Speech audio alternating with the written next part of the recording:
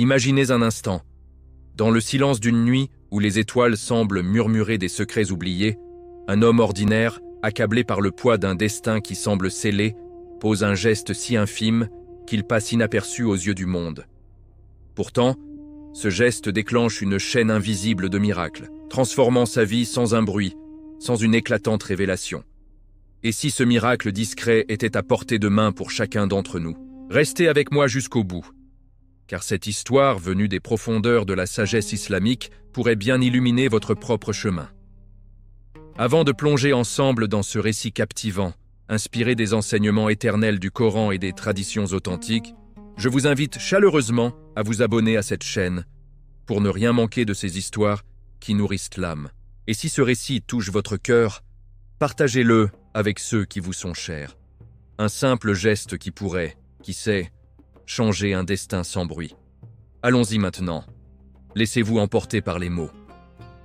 Il était une fois dans une époque lointaine où les dunes du désert s'étendaient comme un océan de sable infini sous un ciel immense, parsemé d'étoiles qui veillaient sur les caravanes errantes et les villages oubliés, un homme nommé Salim. Salim vivait dans un petit village niché au pied d'une montagne aride, où les rochers escarpés défiaient le vent chaud du désert, et où l'eau était une bénédiction rare, précieuse comme un joyau caché. Les habitants de ce village, des gens simples et pieux, dépendèrent des maigres récoltes que la terre offrait quand les pluies daignaient tomber, et des échanges sporadiques avec les marchands qui traversaient ces terres inhospitalières. Salim était un artisan modeste, façonnant des poteries avec des mains calleuses, héritées de son père et de son grand-père avant lui. Des mains qui portaient les marques du temps et du labeur incessant. Chaque jour, il se levait avant l'aube, quand le monde était encore enveloppé dans les ombres de la nuit, pour accomplir sa prière du Fajr, inclinant son front vers la direction de la Kaaba sacrée, implorant la miséricorde d'Allah pour que le soleil naissant ne soit pas trop impitoyable, et que sa famille, sa femme aimante, fidèle compagne de ses joies et de ses peines, et leurs 3 enfants, 2 garçons espiègles et une fille aux yeux pétillants de curiosité, ne manquent de rien. Mais le destin semblait s'acharner contre lui comme une tempête de sable qui obscurcit l'horizon sans avertissement. Les pluies refusèrent de tomber depuis des mois, transformant les champs en étendues craquelées et stériles. Les caravanes passaient au loin sans s'arrêter au village, préférant les routes plus fréquentées, et une dette ancienne contractée pour soigner sa mère défunte qui avait souffert d'une maladie longue et douloureuse, pesait sur ses épaules, comme une chaîne invisible forgée par les circonstances impitoyables de la vie. Salim n'était pas un homme de grandes ambitions, ni de rêves extravagants. Il ne convoitait pas les palais dorés des sultans, ni les richesses ostentatoires des marchands opulents. Son cœur était tourné vers Allah, le tout miséricordieux, le très miséricordieux, comme le rappelle si souvent le Coran dans ses versets apaisants et réconfortants, qui descendent sur l'âme comme une pluie bienfaisante. Il se rappelait les paroles de la sourate Al-Baqarah, où Allah dit que la patience et la prière sont les armes des croyants face aux épreuves, des armes invisibles, mais puissantes qui forgent le caractère et attirent la grâce divine. Chaque soir, après avoir accompli ses obligations quotidiennes, la prière du Maghrib au coucher du soleil suivie de l'Isha quand les étoiles commençaient à scintiller, il s'isolait dans un coin de sa modeste demeure, une petite maison aux murs de terre séchés et aux toits de palmes tressés, levant les mains vers le ciel en une supplication silencieuse, les paumes ouvertes comme pour recevoir les bénédictions du Très-Haut. Ô Allah, toi qui changes les cœurs et les destinées, accorde-moi ta guidance et ta provision, non par mes mérites qui sont si modestes, mais par ta grâce infinie et ta miséricorde qui embrasse tout, murmurait-il, les larmes aux yeux, des larmes qui reflétaient la profondeur de sa foi et la sincérité de son appel. Ces moments de communion intime avec le Créateur étaient pour lui un refuge, un oasis spirituel au milieu des tourments de la vie quotidienne où il puisait la force de persévérer. Un jour, alors que le soleil déclinait à l'horizon, teignant le ciel d'un rouge profond comme le sang d'un sacrifice offert avec piété, et que les ombres s'allongeaient sur les dunes ondulantes, Salim croisa sur son chemin un voyageur épuisé, un homme dont les pas étaient lourds et incertains. L'homme, un pèlerin en route vers la Mecque, la ville sainte où convergent les cœurs des musulmans du monde entier, s'était égaré dans le désert immense, trompé par les mirages trompeurs et les vents changeants. Ses lèvres étaient craquelées par la soif intense. Son corps, affaibli par la faim qui rongeait ses forces, et ses vêtements couverts de poussière témoignaient des épreuves endurées. Salim n'avait que peu à offrir. Une cruche d'eau tiède, puisée du puits communal avec effort, et un pain sec, fruit de son labeur quotidien et partagé avec parcimonie. Pourtant, sans hésiter une seule seconde, guidé par l'esprit de fraternité islamique qui unit les croyants comme une famille unique, il partagea ce qu'il avait, rappelant en son fort intérieur les enseignements de la sourate Al-Insan, où Allah loue ceux qui donnent à manger aux pauvres, aux orphelins et aux captifs, même si eux-mêmes en ont besoin, car c'est dans le don désintéressé que se révèle la vraie noblesse de l'âme. « Prends, mon frère en foi », dit Salim d'une voix douce et apaisante, empreinte de compassion sincère. « Qu'Allah te protège sur ton chemin sacré vers la maison d'Allah, et qu'il te accorde la force de compléter ton hajj avec acceptation. » Le voyageur leva les yeux, surpris par cette générosité inattendue dans un monde souvent marqué par l'indifférence. Le voyageur, les yeux emplis de gratitude profonde, accepta l'offrande avec des mains tremblantes, buvant avidement l'eau qui rafraîchissait son corps assoiffé et mordant dans le pain qui apaisait sa faim. Avant de reprendre sa route, fortifié par ce geste bienveillant, il posa une main sur l'épaule de Salim et prononça une prière émue. Que le Seigneur des mondes, celui qui voit les actions cachées et récompense les cœurs purs, te récompense au centuple pour cette générosité discrète, mon frère. Que tes épreuves se transforment en bénédictions et que ton destin s'illumine comme l'aube après la nuit la plus sombre. Salim inclina la tête en signe de reconnaissance, son cœur rempli d'une chaleur intérieure qui surpassait la fatigue de la journée. Il rentra chez lui, le cœur léger malgré les soucis persistants, sans savoir que ce geste infime, accompli sans attente de retour ni désir de reconnaissance, venait de planter la graine d'un miracle divin, une graine qui germerait en silence, sous le regard attentif d'Allah qui orchestre les événements avec une sagesse infinie. La nuit tomba, enveloppant le village d'un manteau d'étoiles scintillantes qui semblait veiller sur les âmes endormies. Et Salim s'endormit d'un sommeil paisible, confiant en la promesse coranique que nul effort sincère n'est vain, comme l'enseigne la sourate Al-Inshirah, où Allah assure qu'avec la difficulté vient la facilité. Les jours suivants semblèrent ordinaires, se succédant comme les grains de sable dans un sablier inexorable.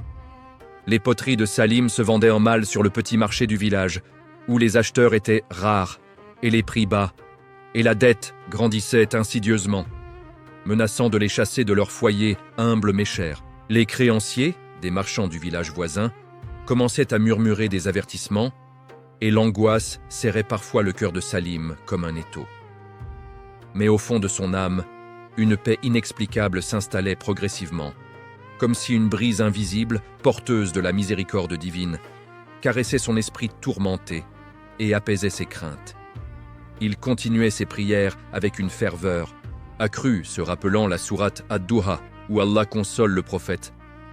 Que la paix et les bénédictions soient sur lui, en lui rappelant que le soulagement suit toujours la difficulté et que le Seigneur n'abandonne jamais ses serviteurs fidèles, même dans les moments les plus sombres, par le matin lumineux et par la nuit quand elle enveloppe tout de son voile serein, se répétait-il intérieurement, trouvant dans ces mots divins une force renouvelée qui lui permettait de affronter chaque nouvelle journée avec résignation et espoir.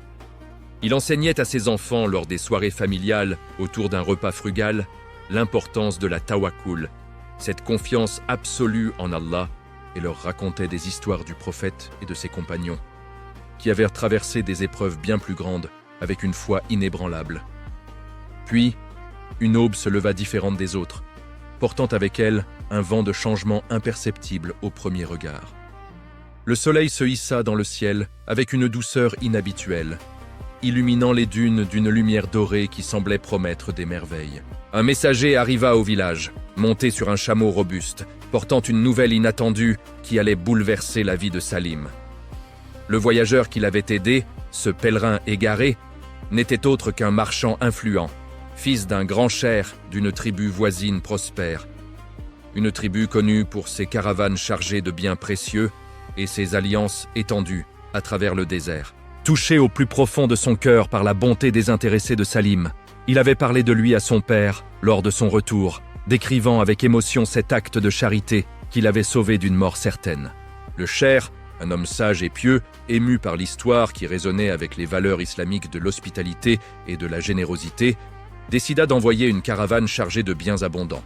Des sacs de grains gonflés de blé doré et de dattes sucrées, des tissus fins tissés avec art pour confectionner des vêtements neufs, des ustensiles utiles pour la maison, et même une somme d'argent suffisante pour effacer la dette de Salim en totalité, libérant ainsi sa famille du fardeau qui les oppressait. Mais ce n'était pas tout.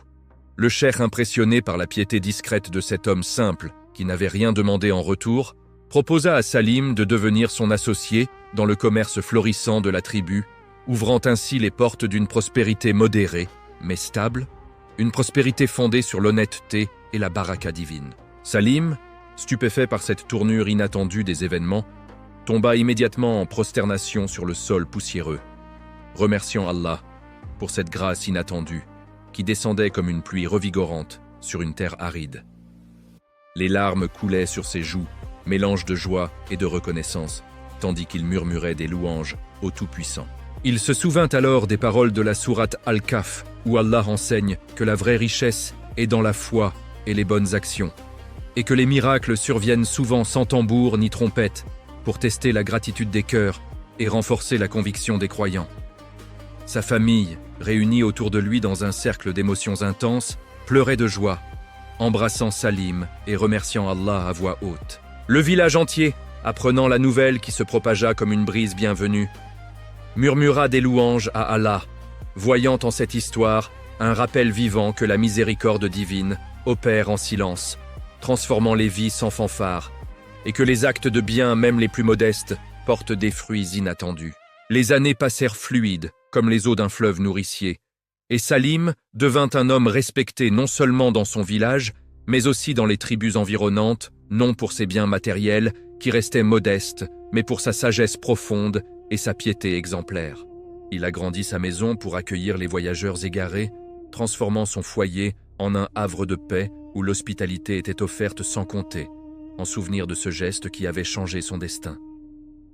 Il enseignait à ses enfants, maintenant grandis, les 2 garçons devenus artisans habiles et la fille une jeune femme pieuse et instruite dans les sciences religieuses, et à ses voisins l'importance des actes discrets. Une aumône donnée sans ostentation, comme une ombre bienfaisante. Une prière murmurée dans la solitude de la nuit. Un sourire offert à un inconnu qui porte en lui les peines du monde. Il citait souvent la sourate Al-Ma'un, qui met en garde contre ceux qui négligent les petites charités et les actes de bienveillance quotidienne, et rappelait que le destin se transforme par la patience inébranlable et la confiance absolue en Allah, comme l'ont démontré les prophètes et les justes avant nous. Sa vie autrefois marquée par l'épreuve et la précarité fleurit comme un oasis verdoyant au milieu du désert stérile, prouvant que les miracles les plus profonds sont ceux qui changent le cœur avant de changer les circonstances extérieures, instillant une paix intérieure qui transcende les vicissitudes de ce monde éphémère.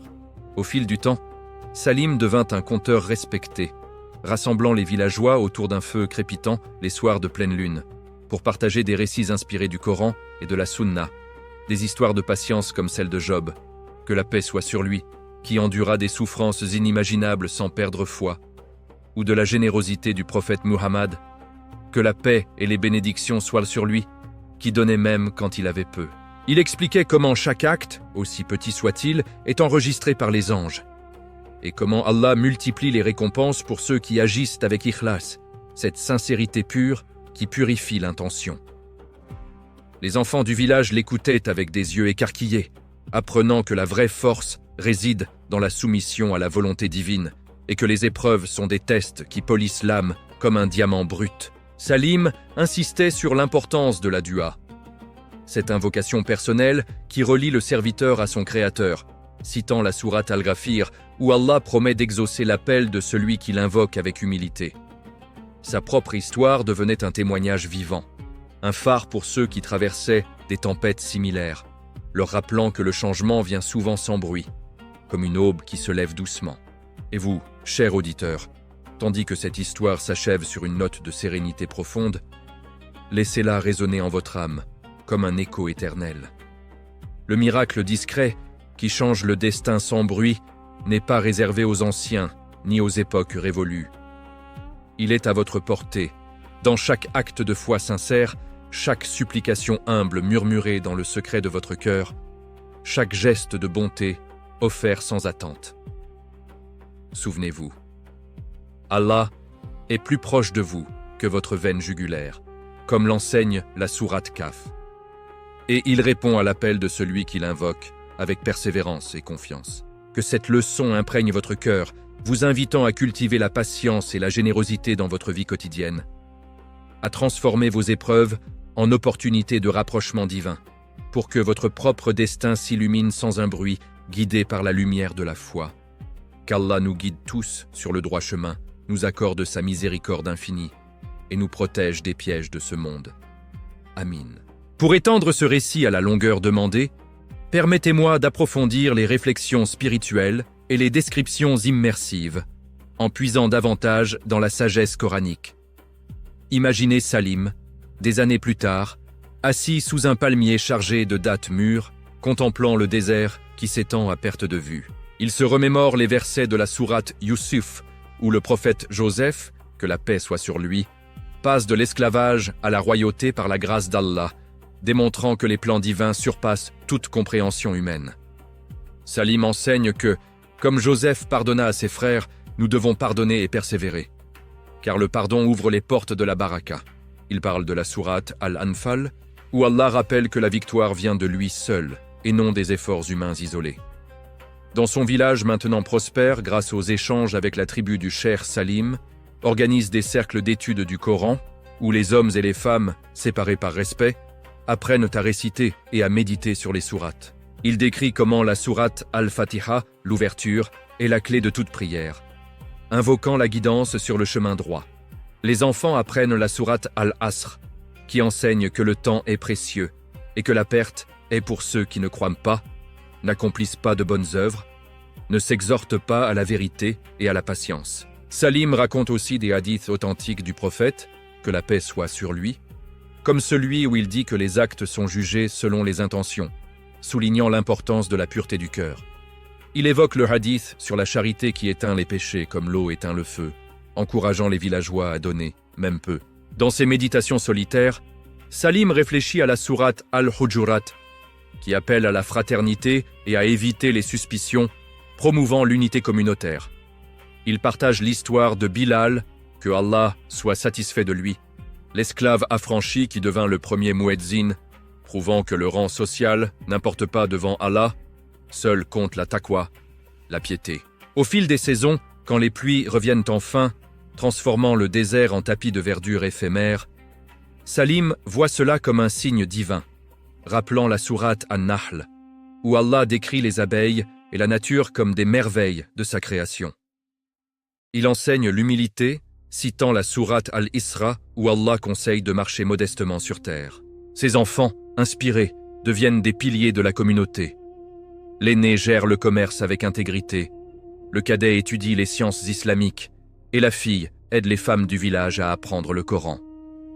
Ainsi, l'histoire de Salim n'est pas seulement un conte du passé, mais une leçon vivante pour aujourd'hui. Elle nous invite à examiner nos propres vies, à identifier ces gestes discrets qui pourraient inviter les miracles.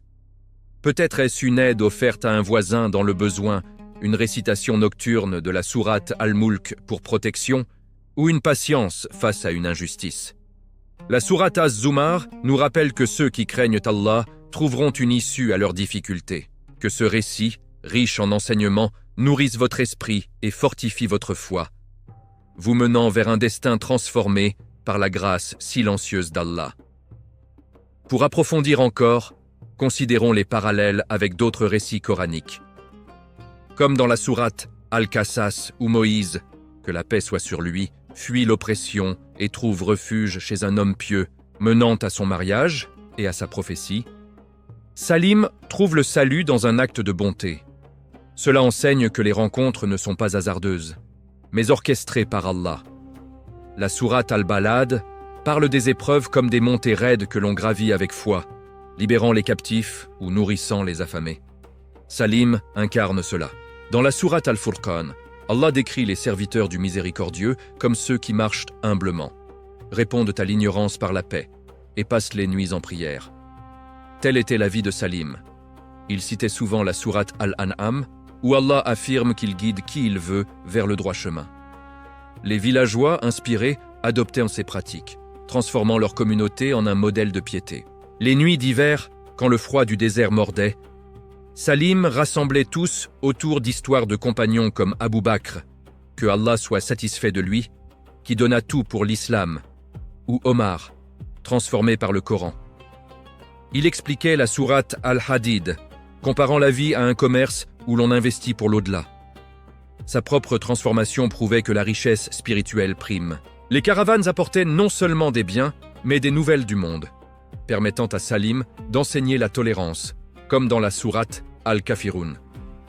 Sa fille, devenue enseignante, récitait la sourate An-Nisa pour les droits des femmes en islam. Le village fleurissait, avec une mosquée agrandie où l'appel à la prière résonnait comme un rappel constant. En conclusion, ce miracle discret nous enseigne que le changement vient de l'intérieur, par la foi et les actes. Que Allah nous accorde la force d'imiter Salim, transformant nos destins sans bruit. Amin.